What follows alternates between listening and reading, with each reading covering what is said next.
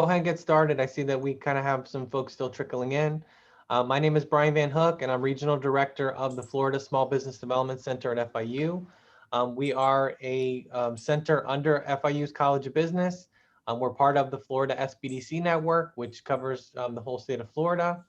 And we have the really great job that we are here to help you start and grow businesses. And we have a really great team, as we say, kind of normally when we don't have COVID. We have 17 business specialists. We have 16 in Miami and one in Florida Keys that's based in the Florida Keys. And to keep up with a lot of the demand for services during COVID-19, we were very lucky to be able to add an additional 10 consultants. We added 7 consultants in Miami-Dade County, and then we also added 3 consultants in the Keys. And you're really lucky today because you get to hear from 2 of those really great consultants, one based in Key West and one based in Isla Mirada. And they're gonna, as the name implies, help you to figure some of the secrets from your business and deciphering that and how to make your business stronger and help your growth and help your strategic planning. And I did just want to mention for our center, we're here to help you guys, whether it's starting a business, whether it's getting capital, whether it's getting contracts, increasing your employees, increasing revenues.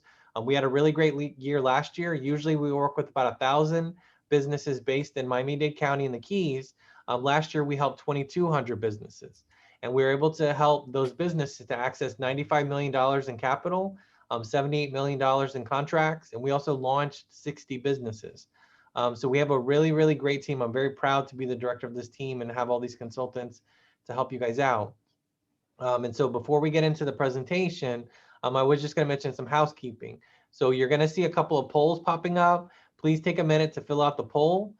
That's helpful for us in terms of knowing who's on the webinars, who's participating, what type of businesses you have. So it helps us to cater the information to you. Second, if you do have any questions, please post them in the Q&A section because then we're going to be able to answer them at the end. And don't make it easy for Kirby and Nancy. I want you to give them some really tough questions. And when you do give them the question, because I know we do have a lot of businesses in different industries, please put what industry you're in or what type of business it is, because that'll help them to answer the question better. And then we're just gonna note, if we can help you in any way, please feel free to follow up with us.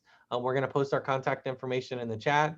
And I know that our team is based in Miami-Dade County and the Keys, but if you're not in those areas, if you're in Orlando or Tampa or Jacksonville, definitely feel free to circle back because we can also get you connected because we do have local SBDCs in those areas and they're really great teams so they can help you out. So with that, I'm going to turn it over to Nancy and to Kirby so they can get in the presentation, and just thanks again to you guys for participating. Thanks, Brian. Yeah, thank you. You want to go to the next slide, please, Kirby? There we go. Yeah, so as Brian mentioned, we have grown. We have 7 new consultants in Miami, 3 in Monroe County, of which Kirby and I are 2 of those people. Next slide, thanks. And this, you have an overview here of the advisors that stand ready to assist you. I guess as you can see, nobody looks super young on these slides. So the point there is that we all have really decades of professional experience that we bring to the table in our different areas of expertise. So it'd be great to just consider these people as advisors. We can help you, next slide, Kirby, across a variety of needs that small businesses have. This slide here is just the basic growth cycle, if you will, of a business, anywhere from all the way from idea to launch through a growth phase, maturity, the requirement to kind of find that, reinvent yourself, what sales do along with cash and profit. We wanted to point this out to just draw attention to the fact that regardless of where you are on this life cycle of a small business, we have the expertise to help you in marketing, financial analysis, sales, really anything that you might need as a small business. We stand ready to help you. Next slide. So again, it's just from idea to exit. We have people that can assist regardless of where you are on that growth curve. Next slide. So as Brian mentioned, I'm fairly new to SBDC, so I will give you a little bit of background into my professional experience, and then Kirby can do the same, and then we will get into the gist of our talk today. So I have 25 plus years of experience in financial services. So I have worked as a started out as an equity analyst researching different stocks, moved into kind of up the ladder and became director of equity research. And then I moved over into the buy side, where I worked as director of managing director for investment bank, as well as did some hedge fund work. But throughout my career, I have I guess the common thread has been financial analysis. So I have worked with very, very small companies to very large Fortune 500 companies, looking at their balance sheets and income statement, cash flow, really to glean information from those numbers so that they can make stronger and better decisions about how to grow the business and improve its profitability. I think one of the great things about that I feel very fortunate to have in my professional experience is that I have worked with many different types of companies in terms of vertical. So it's great to be able to draw on different expertise of how different companies operate in different types of environments. So you can always take what you learned from one organization in one industry and apply it to another one, and there's synergies there. So I'm feel fortunate to have that kind of perspective, if you will. In terms of specific verticals that I've worked in, I have most of my experiences in biotechnology and healthcare, as well as some technology, software, electronic commerce companies. I have an undergrad from Emory and an MBA from Florida with concentrations in finance and competitive strategy. Whoops. Sorry. Okay. Over to you, Kirby. Okay, great. Thank you, Nancy. Just to let you know a little bit about myself, I too have a background in business. Originally, I started out in food and beverage, operating and opening and working every phase of restaurants, and then being part of an opening team for a chain of restaurants, and then moving into fine dining and country clubs. Beyond that, I also have, I left restaurants at one point in time and went to finance risk management, banking risk management, and did that for about a period of 7 years, and then went back into the hospitality industry, into hotels through food and beverage, but ended up in all aspects of hotels, and to the point where I actually got involved in IT, MIS, and then actually operational finance.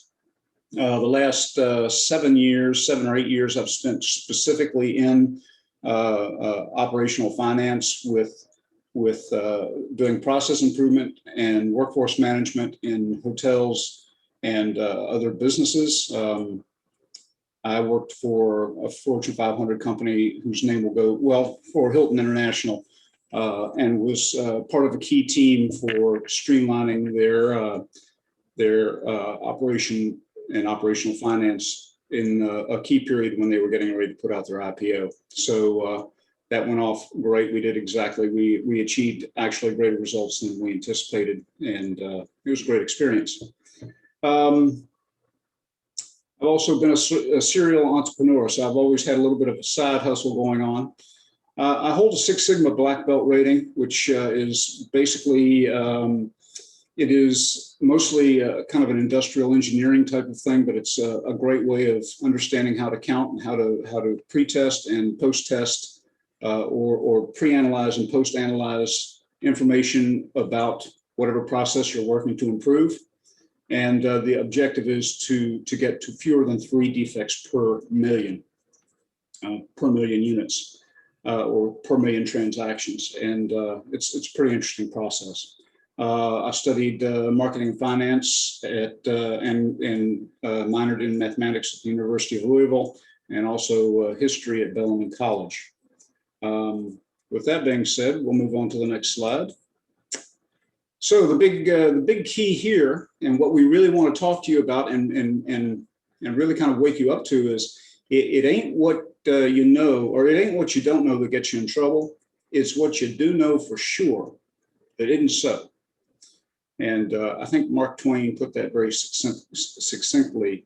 It's the things that we think we know for sure, but until we really take a good hard look at the analytics and a good hard look at what information is available to us, that we find that we may be mistaken and find a truth. So this talk today is going to go beyond the basics, which are, your basic financial statements. I know you guys have probably heard a ton of webinars on your income statements, your P&L, your balance sheet, your cash flow statements, how to budget, how to set goals, all those sorts of things. We're going beyond that. We're going to take a look at how to look at what data you already have in your business and how to get at it. And this is typically referred to, in my stream, it's referred to as operational data. And let me just move on in here. So talking about types of data, there's really, what we're going to talk about are two different types here. One is going to be quantitative and the other is qualitative. Now, in the case of quantitative, it's things that you can measure, things that you can count, you can weigh, you can figure a volume on, that sort of thing. Qualitative is a little bit different from the standpoint that it's descriptive, or it's more conceptual. It's a way of categorizing or characterizing objects. The result in quantitative, it's always going to be a number in a set. So you have 5 marbles, you've got 10 apples, you've got 6 bananas. In the case of qualitative, it's generally described in letters or words. Here's some examples. Sales revenue today as compared to customer satisfaction. Number of items sold. And then the qualitative version, or a qualitative example, would be quality measures. Number of customers, number of meals served. Those things, the quantitative, are always things that can be measured in a number and have a very solid number built around. The qualitative is a little bit different. And I'm going to show you now a slide with, well, a focus group. On my transition got a little out of order there. Sorry about that. Focus group data. So qualitative really deals with things that it ends up giving you good data. However, you have to do what we call normalize it, or get it into specific areas where it can be better used as information. Two different forms of information that come from these two sets. Here you have a quantitative, just straight numbers, your gross revenues, your cost of goods sold, your gross profit, then a gross profit margin. In the case of quantitative, you just kind of have a visual of what guest or customer satisfaction, just satisfied, somewhat satisfied, or very satisfied. Moving on to the next slide. So what gets measured gets managed. That's been attributed to Peter Drucker, and it's been fairly true across time. So the things that you are measuring in your business, if you're in a, let's say you're in a hardware store, you do an inventory. You count pipes, you count screws, you count widgets, and you start with a certain inventory, you end with a certain inventory, and you hope like hell that the difference between the two matches your sales. If you don't, you have something called shrink. That's neither here nor there, but we're going to move on with this. Now, operational data. The data sources that you have on hand already are things like your POS, your point of sale system. If you're in a restaurant, you have maybe a map of tables, and you have sections and seating assignments, and you keep track of that. In the case of retail business, you have cash register receipts where, and it's a little bit beyond or a little bit different than the point of sale system. It may just have numbers, but it may also have items listed. And then, of course, you have things like purchase orders, sales logs kept by salespeople, and then customer lists. Some of these are very manual. Some of them are very automatic. Point of sale systems, typically you can pull the data from and take a look at what's called the sales mix, what kind of items were sold together, whether they're in a restaurant or whether they're in a retail establishment. It's a powerful tool for being able to get at what your sales really are. So why use operational data? Number one, we can better personalize the customer experience, enhance marketing, and grow lifetime customers, drive customer satisfaction, improve conversion ratios, see what trends are happening in our business with sales, and find ways to have upsells or increase the sales per customer. And of course, when you have happy customers and you have a consumable product, you typically generate repeat business. You can also manage your supply chain and the logistics around it. And this is very often true when you understand the factors that come into play: holidays, seasonality, weather. I used to work in an airport hotel, and I would track the weather at 11 different airports around, and this hotel happened to be in Atlanta, but I would track Boston International, DCA, New York LaGuardia, JFK, and a host of other airports to see when they were having weather delays. And that would tell us when we might see cancellations in flights, and then see as a result of that, additional loads of guests from the airport coming to stay in our hotel. It was pretty effective, and we were able to manage customer or guest satisfaction as a result of it. It helps you manage your pricing and your maximize your sales, and decrease underperforming revenue. There's nothing like, or underperforming inventory, excuse me. There's nothing like having an item that you have on a shelf that you bought 6 gross of coconut ubangi sticks, and they're moving very slowly at one time of the year, but they move very quickly another time of the year. How can you manage the purchasing to better reflect when to buy and sell? Oops, excuse me. Go back here one. I missed a slide.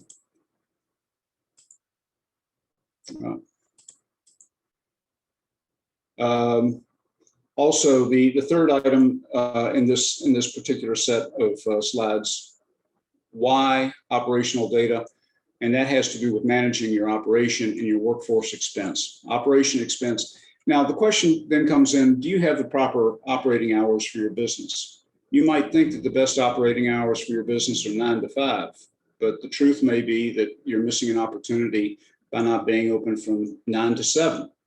I can tell you about a hardware store that I worked with once that they actually did an experiment by staying open 2 extra hours on Wednesday evening, and actually generated an additional 15% in sales. So as a result, that hardware store is now open. Instead of closing at 5 o'clock every day, they're open till 7 o'clock every evening. It improves employee engagement through proper staffing. If you have a sense of what is driving your business and what's coming up, you can better staff, and keeping your employees engaged keeps them satisfied, keeps them productive, and it's really it's one of the biggest cost-saving measures that you can do in your business. Oddly enough, most small businesses, the biggest expense they have is payroll.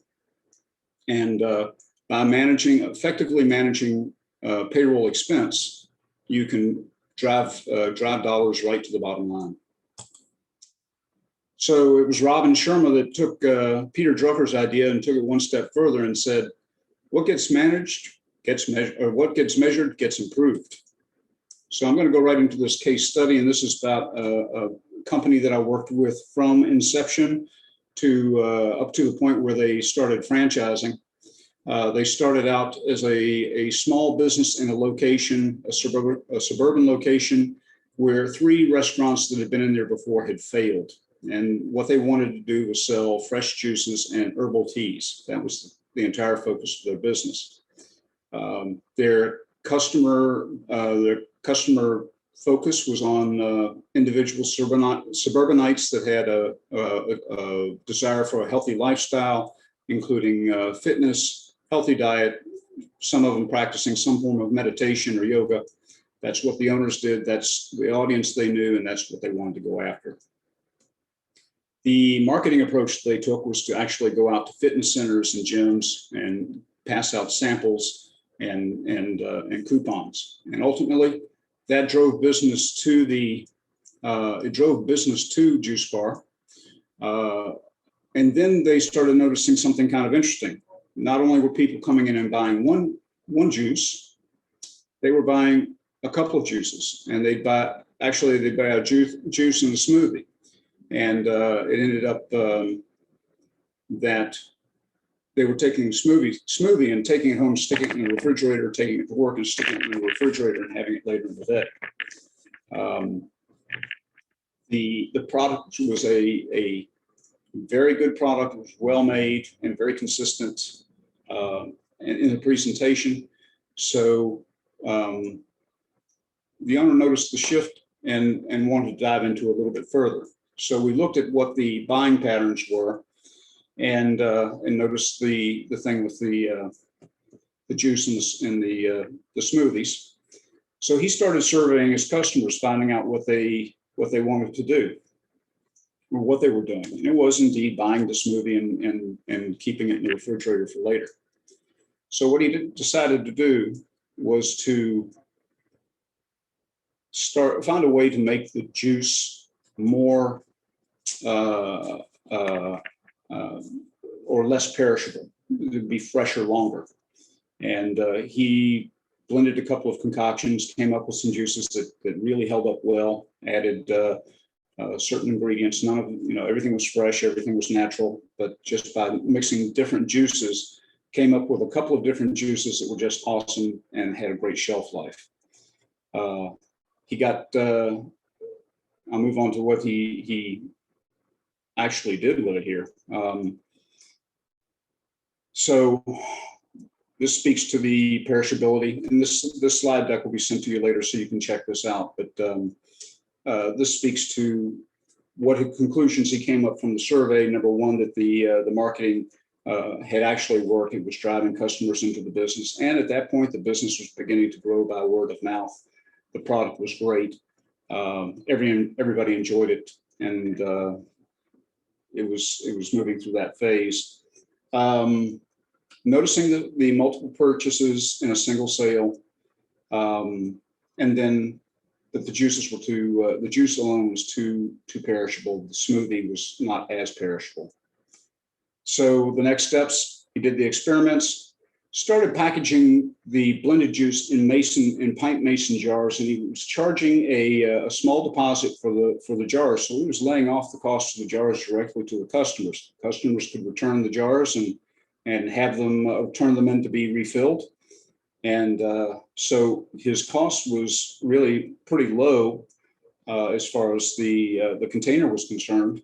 But it allowed him to batch process a lot of juice, store it in a refrigerator, and when people came in to pick up what they had, their pre-orders, it was ready to go. And one of the beauties is he launched this, I think, just after Thanksgiving one year. And by the time everybody's New Year's resolutions had rolled around, he had already pushed it out to his customer list that he was doing this. And because everybody wants to get healthy in the new year, they'd come in and buy 6, 8, 10, 12 juices at a time, typically 6 or 12 juices at a time, take them home and have them for a week. It decreased the traffic in the store, but it exponentially increased the dollar per sale, the dollar per transaction. Instead of spending $2 or $3 per transaction, it was now up into the teens of dollars. It was about $14, $15 per transaction. So that was kind of cool. The other part was that he set up the pre-order part and started his shifts earlier. So he had his staff make everything early in the morning, and it was ready when people came in after their workout, after yoga. He knew when the people were going to come in and pick it up, so it could be fresh made just prior to their arrival, or maybe just put in the refrigerator just prior to their arrival, so they were getting the freshest product available. The results of this, number one, the dramatic increase in sales. They had dropped the herbal tea line. They focused primarily on the juices and the smoothies. They did end up adding some additional things like healthy snacks, energy bars, and salads to go. But one of the big things was the decrease in cost because of batch processing. Instead of making one juice at a time, they were now making 20 juices at a time. And if you can imagine, it takes about the same amount of effort to make a 16-ounce cup of juice as it does to make 20 16-ounce servings of juice. So productivity increased, and the opportunity for the employees to have a better experience with the customers, more time to greet and meet with the customers, often led to additional sales of the new items that were coming in, the healthy snacks, the energy bars, and that sort of thing. The customers didn't have to wait in line a long time for what they wanted. They could get in and get out, and they really appreciated that. Juice Bar has now grown after about 6 years. They've grown to 34 plus locations in 11 states. And that 34 is the current number of stores they have. It represents what's open after COVID. I think they lost 4 during COVID, but they did make a shift during the COVID period to actually start delivering juices to the door, and that went over really well. So they are now thoroughly entrenched in the minds of their customers. With that, I think I'm passing it over to Julie. I'm sorry, to Nancy. You're on mute, Nancy. Thanks. There you go. Can you skip this slide and go to the next one, please? Sure. Okay, so thank you, Kirby. So Kirby made the distinction between qualitative and quantitative data. So qualitative data is generally, obviously, anything that you would have in your financial statements that your accountant is going to pick up. Qualitative data is a little bit hard to get at, as Kirby pointed out, but the idea is to capture qualitative data and turn it into quantitative data, something that you can measure. So I have some qualitative data to share that I have not made quantitative. So in my experience in working with small companies, I have noticed a trend in when they look to reach for outside assistance. So I just want everybody to kind of do a little self-assessment here and think about either, depending on if you're in business or looking to get in business, at what stage do you think or did you or wish you had sought out expertise on the legal side, in bookkeeping and accounting, in financial planning and analysis? So just kind of, ask yourself that question. Where would you look to get that outside assistance? And I will tell you from my qualitative data of experience that early on, usually people will go to bookkeeping and accounting straight away because that becomes cumbersome. And then certainly legal for incorporation, then maybe push legal off to later if they ever have problems. Okay. But financial planning and analysis does not show up on anybody's radar until you get a CFO on board, basically until you, again, this is anecdotal qualitative data. There's certainly exceptions to the rule, but my view of the world and multiple interactions with multiple companies show that this really isn't on people's radar until they're trying to solve a problem, until they're grown to enough scale that they have problems that they need to figure out and they don't know what's going on. Next slide, please. So companies that I work with often say, I have an accountant, I don't need to worry about finance, okay, and financial analysis. So I've frequently heard that. I already have an accountant. Accounting and finance are not at all the same thing. They certainly interrelate with one another and share much of the same information, but they perform very different functions. So the accountant is responsible for preparing financial statements. So if you're in business and you have an accountant, you understand they close your books and create your P&L. Maybe you're doing that yourself, but hopefully you have someone in bookkeeping or accounting helping you create those financial statements. Okay. The finance side is responsible for analyzing them. So we'll take over the data that the accountant has created and sort of slice and dice it and use it to create a story to understand what the dynamics are of what is going on in your business. From a viewpoint perspective, accounting is backward looking. They just want to know what happened, who paid me, who do I have to pay, what did I sell last month, okay? Finance is very forward looking. Obviously, we rely on previous data to make forward looking assumptions, but finance is more, okay, I want to grow. What is that? How much cash am I going to need to do that? I grew by X last year. Do I think I can up that going forward? And if so, do I have to hire more people? Do I have to have more, accounts receivable, line of credit to buy more inventory, et cetera? So again, accounting backward looking, finance very much forward looking. The focus on accounting is accuracy and reliability, right? We want to get exactly the right numbers in the right buckets. Finance, obviously we want to be accurate and reliable, but a lot of it is projections and really educated guesses. So we're looking for insights, we're looking for analysis, again, trying to build a story of what is going on in your business and why, build that story based on, good data analysis. So you can use that going forward to make good decisions. So again, that's the business purpose. So for accounting, you want to communicate the financial position of the company. You go to the bank, here's my equity, here's what I've got in the bank, this is my financial position.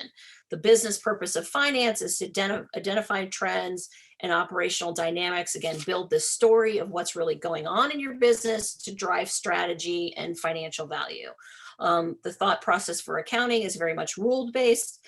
And the thought process for finance, is very much analytical and analysis based. It's a lot of assumptions and a lot of projections going forward. The background of these two people is also very different. Accountants are CPAs. People in finance typically have MBAs or CFA, or there's a new designation called a MFVA, is financial modeling and valuation. I forget what the A stands for. But anyway, that's the designation. So next slide, Kirby, please. So I thought it was important to highlight the distinction between the two here, because again, I hear this from clients a lot that I don't really need to do that. I have an accountant. Okay, some accounting firms will do that for you, but the majority of them, that's really not their focus. You need to find a specialized type of accountant that can do a little bit more financial analysis. The other reason I think it's important to bring up the distinction between finance and accounting, and then this outsourcing of capabilities, that people are willing to go and hire an attorney, they're willing to hire an accountant, but they don't really bring on a financial analysis person until it's CFO time, is that I feel like entrepreneurs put this expectation on themselves that they should know how to perform solid financial analysis. They don't expect that they really should know accounting. Their accountant knows that. They don't expect that they should know the law and the legal, ramifications of working in business. Their attorney knows that. But for some reason, again, this is anecdotal evidence, but I've seen it time and time again, that entrepreneurs seem to put this extra weight on themselves that I should know how to perform, solid financial or operational analysis on my business. It's certainly something that you should learn or can learn. It's something that you should start early on, because the easier you do it, the easier it is to perform. But ask for assistance and, outsource it when you can. So again, sort of self-assessment here. Do you believe your business has hidden secrets to tell? Do you feel like that you kind of have your arms around really what is going on in your business? And if it has hidden secrets to tell, what stones do you look under to find them, right? What metrics do you watch on the horizon to notify you of trouble? Again, finance is very forward-looking. It tries not to be reactionary, right? So if sales are starting to trend down, you can adjust accordingly rather than wait to the point where you open your checkbook and realize you have no more money left, right? So you try to be proactive in this case. Have you identified key performance indicators that are critical to the health of your business? It's not just sales. It's not just, profitability. As Kirby pointed out, there's restaurants look at door swings. They look at price per ticket. There's, churn in very many sales types of businesses. So you have your standard financial analysis or financial statement data, sales, income, operating expenses, etc. But each and every business will have additional performance indicators that are critical to your particular type of business. You should be mindful of those just as much as you are of, top and bottom line numbers. Just to reiterate again, you want to be proactive and watch those business metrics rather than always being reactive. Next slide, please. So as Kirby did, I want to go through a case study for you to alert you to the pitfalls and the benefits of being very mindful of financial data and how you can use it to your disadvantage or advantage. So I have a quote as well about the dangers of using averages. So Richard Feynman, whoever he is, said, "I couldn't claim that I was smarter than 65 other guys, but the average of 65 other guys, certainly." So the point of this here is that people assume that if you average things out, it smooths everything and you can make assumptions, right? Well, my case study here is to illustrate that can put you in some it can put you in some tricky situations. So next slide, please. All right, so the case study that I'm going to present for you today is ABC Logistics. So ABC Logistics was an established, very successful logistics company. They were generating over 10 million a year in annual sales by providing fast, secure, reliable commercial mail delivery from the US to Latin American countries. Really, the bulk of the business was delivering catalogs. So back in the day, if you remember getting, 17 Victoria's Secret catalogs in your mail every day, this company did that for people in Latin America. So at the time, management recognized that's not all they did, but it was basically a mail-driven business. But they recognized that they had these customers that wanted to send all these basically merchandise catalogs to Latin America. That business was doing really well. They realized that there was the consumer middle class was growing, upper middle class was growing, and there was increasing demand for US products, particularly from online merchants. Again, think, Victoria's Secret. So seeking to capitalize on this unmet market demand, because at the time, 90% of US online merchants, I'm sure this has changed. This is a little bit older case study, but it shows my point very well.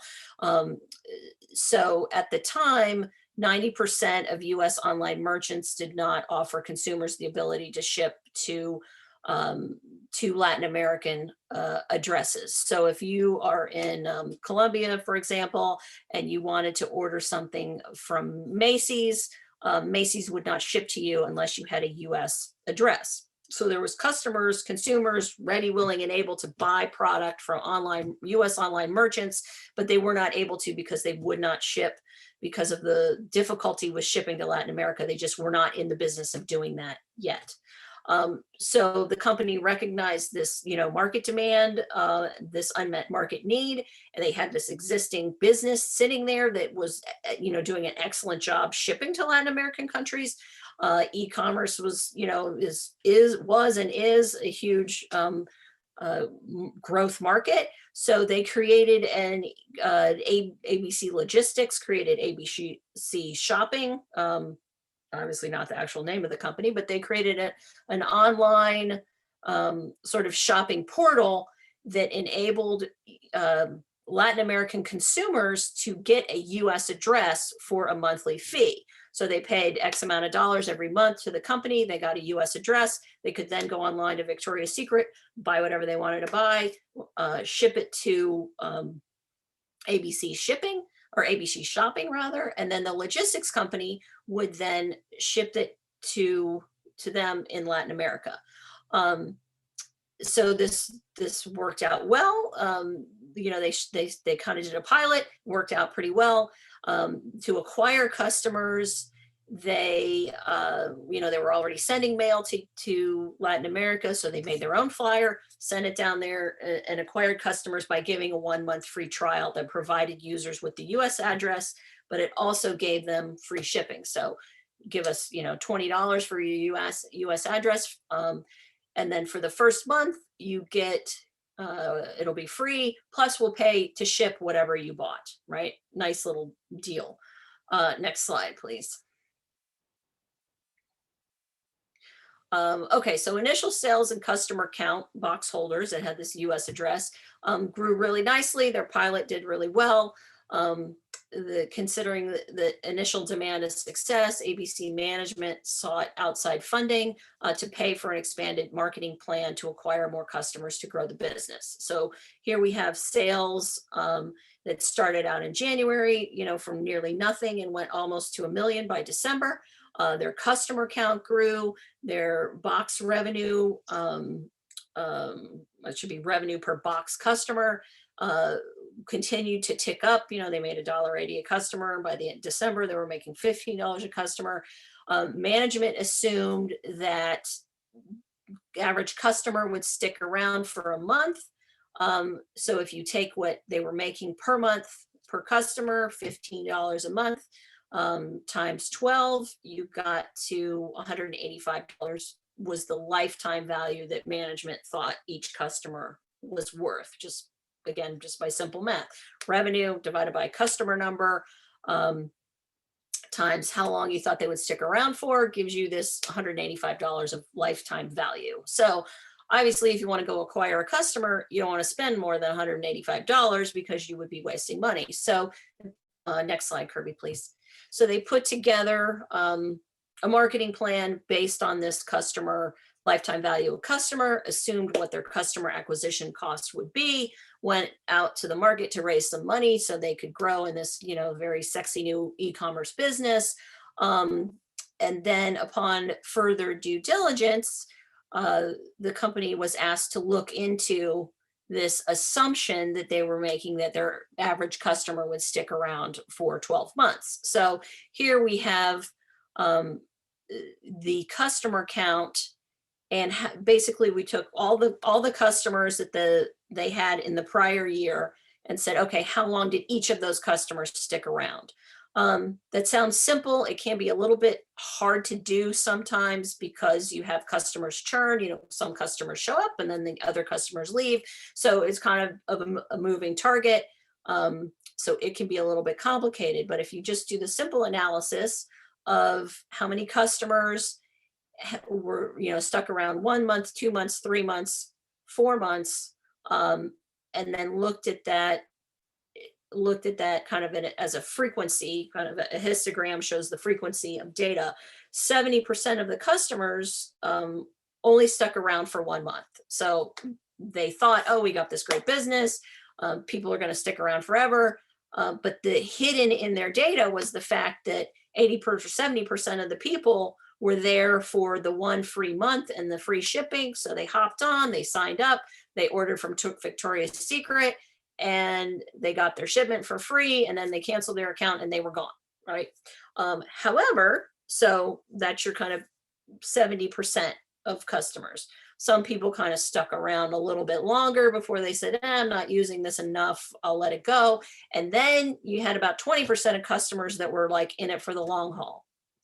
So once management got to this level of granularity, they kind of peeled back the onion on their assumptions, and they got to this level of granularity. They understood that their assumption about what the lifetime value of a customer was way off. So the marketing plan that was put together was scrapped. However, this new insight told a very different story about the customer. So you have a new insight that this one and done strategy is really not working, because you're acquiring people, you're paying, you're giving them free shipping, and then they're gone, right? So maybe that's not the best way to go. The other insight that you get is, well, we've got people, a good 20% of dedicated customers that are sticking around for a long time. Who are those people, and what do we do to grow that piece of the business, right? So the business was really quite a bit smaller in terms of actual customers, but those specific customers were a bit more valuable because they were sticking around and they were driving the majority of sales.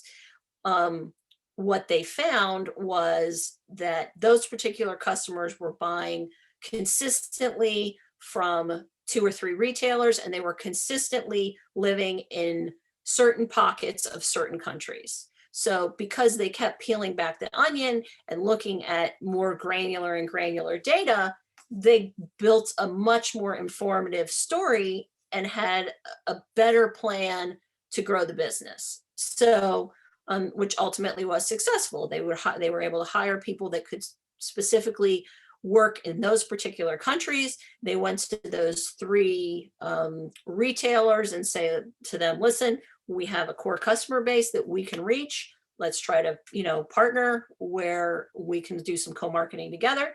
And they really dodged a bullet, thankfully, because they got some good insights from going deeper in the data and finding their hidden data. But had they just gone forward with the original assumption that a customer is worth $185, they would have lost a significant amount of money. They would have spent it where it wasn't gonna get them anything, and they basically would have subsidized shipping for a lot of people that were just happy to get free shipping for a month. Okay, next slide, Kirby.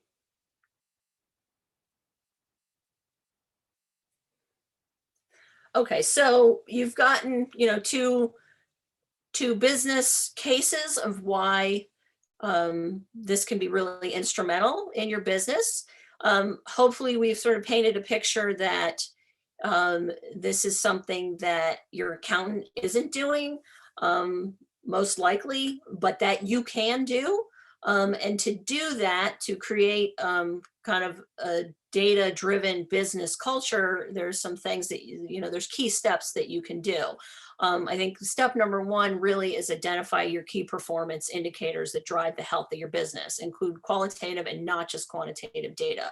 So by key performance indicators, it's not just the top line revenue, bottom line profitability, which obviously those are things that you want to watch, but you need to look at what is really driving your business. Again, really build the story of what are customers doing and why are they doing it? I think the example that Kirby gave about the juice bar was interesting because the traffic went down, right? So if you say traffic is a key performance indicator and your traffic is falling off a cliff, business might have gone, oh my gosh, this is not good. What's going on? This can't be. But actually, the traffic in the store really wasn't the critical. Well, it's important. The price per ticket was more of a thing to manage. So clearly both things are important. It's good to do a self-assessment and really just sit down and say, okay, what is really important in my business? What are the real levers that are driving my customer satisfaction and what's going on? And we can help you sort of sort through that process to figure out what those things are. And that can be an iterative process. You can make some assumptions and, watch some data and maybe find that you're not entirely watching what you should be watching, or you should maybe add something in. I think, again, the example Kirby brought up of weather, right? I mean, it's not a performance indicator because you're not managing the weather. However, it's certainly something that impacts your business. And, if the weather is terrible, but you're not watching it, you could start selling hotel rooms at a rate that are discounting them when you shouldn't be, because there's a big storm coming in and you're going to get flooded with customers. So again, monitoring these KPIs, it's an iterative process, and it's something that we can help you through. The other point I would say is analyze distinct business segments separately. A lot of customers or clients I have seen will lump their business into just one category. Say you sell, I don't know, fishing related goods, right? Well, the clothing that you sell operates on very different economics than maybe the fishing charters that you sell out of your business as well. So you want to think about, from an economic, dynamic perspective, what kind of business segments do I have? Rarely do businesses have just one thing that operates under the same again, levers that make it go up or down. So you need to think about what's the underlying movement and what rules are each of my business segments applying, operating under, and, look at that accordingly. So once you've done that sort of soul searching, you need to put in processes to capture that stuff. And you don't have to go crazy. You can pick 3 to begin with and just, baby steps, start small and track. And knowledge for knowledge sake is not what we're after here. You want to get that data, and then how do you use it, right? Don't kill yourself tracking things if you don't have an idea of how you're going to implement that knowledge. If it's not actionable, it's a waste of your time. Okay. So again, create actionable steps, put deadlines down, make a plan to make a plan. Understand that you want to be a data-driven business, because the data-driven businesses are likely to be much more successful than those that are kind of fly by the seat of the pants. Start small. Again, you don't have to manage and watch everything at once. Figure out the low-hanging fruit and go from there. Okay. Next slide. Okay, so just quickly some key takeaways, and if we have any Q&A, we can do that. So the important thing we want to drive home here is you need to dedicate time to work on the business, not just in the business. So looking at your data, looking at your KPIs, managing that is just as important as working in the business, doing the, whatever it is your business is. You need to carve out time to actually manage that business as well. As Kirby highlighted, you can't manage what you don't measure. So if you don't have a real clear picture of what's going on, you're going to make assumptions like ABC Logistics did, and there's a good chance that you might be wrong. Or you may have been right at the beginning of your business, and now your business has grown, economy has changed, and what you thought you knew is now completely different. Okay. have a conversation with your accountant. Once you figure out what your metrics are, talk to your accountant and make sure that you're capturing that. Okay. Accountants sometimes will go and set up the books and they do it what they're used to, and it doesn't necessarily mirror your business. So you need to make sure that your business model is driving your accounting classifications and not the other way around. Beware of blind spots and confirmation bias. Like our ABC Logistics, they had an assumption that was just wrong. Okay. And remember, financial and operational analysis is a very distinct business expertise, not unlike accounting and legal. There's, Kirby and I've got decades of experience doing this stuff, and each of our experience is very different. Than each other. So we each bring different things to the table. So again, don't put this expectation on yourself that you can, kind of figure it out.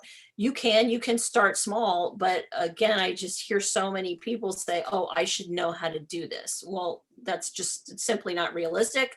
We're here to help you, and would hope that, if this is something that you would like to build into your business, then please reach out. And we can help you do that.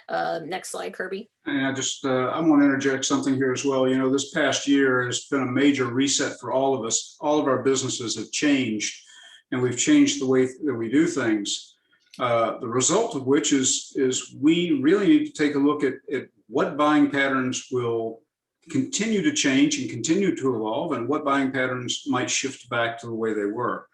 Yeah, one of the beauties between Nancy and myself is I'm a very grassroots. I've been in the field, in the shops, doing